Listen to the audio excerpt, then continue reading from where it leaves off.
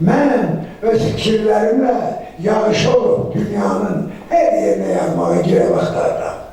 Tək bir otaqda yanan 10 ışıqdan 9'un üfürüb keçməyə girə vaxtlarla.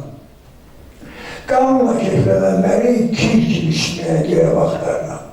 Yersiz tikilmiş evləri uçurmağa, kimlərisə hardansa, harasa köçürtməyə girə vaxtlarla.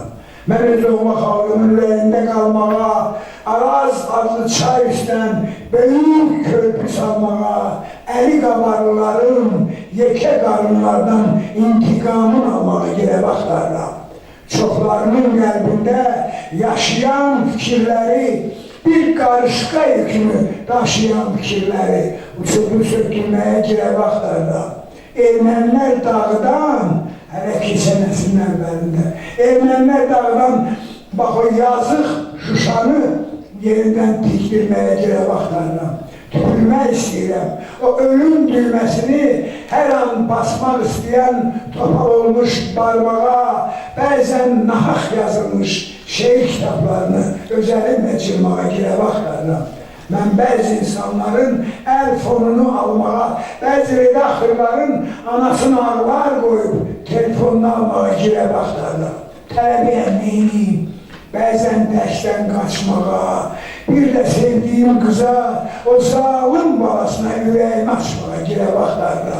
Ruhsuzların ruhunu çeynəməyə, soymağa, Köroğlunun Babəkin heykəlini qoymağa girə vaxtlarla. İnsanlar arasında qoy olmasın qul, ağa, mən Gəncə şəhərinin adını qaytarmağa girə vaxtlarla. Hər amalı niyyətə, bütün bəşəriyyətə ürəyimi verməyə, bu girəvə şeirimi bir gün çap etdirməyə girə vaxtlarla, girə vaxtlarla.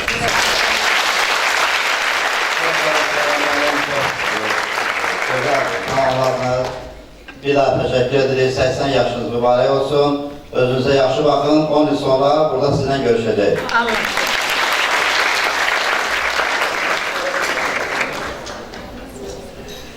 Çok teşekkür ederim. Baş hem fikirləşmək üçündür, hem de yeri gələndə vicdanla, cəmaatın haqqını qaytarmaq üçün, hem de əyilmək üçündür. Hamımızın qabağında bizə baş əyirəm. Sağ olun ki, gəldiniz.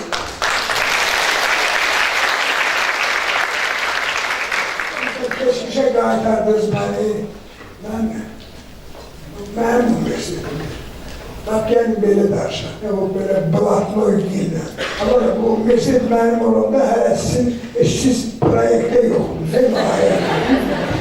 Ona göre mənim universitetimin adını, şərəfini həmişə yüksək tutun. Çünkü eğer bu universitetin adını yüksək tutsanız, siz öz gələcəyinizi yüksək tutmuş olursunuz. Hamınızı bağrıma basıram, öpürəm, uğurlar.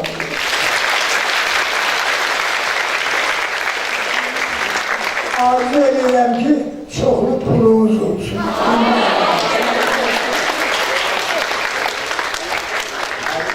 Korpusun qabağında kollektiv şəkil çəkdirəcək, ona görə hamımız orada.